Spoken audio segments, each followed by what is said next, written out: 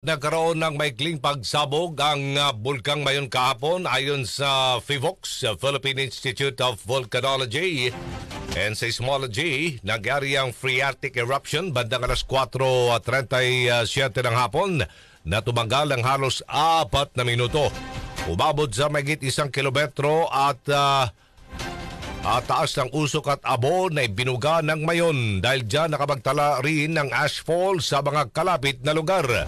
Nagdulot din ang pagsabog ng pagdaos-dos ng mga bato mula sa crater, pyroclastic density currents.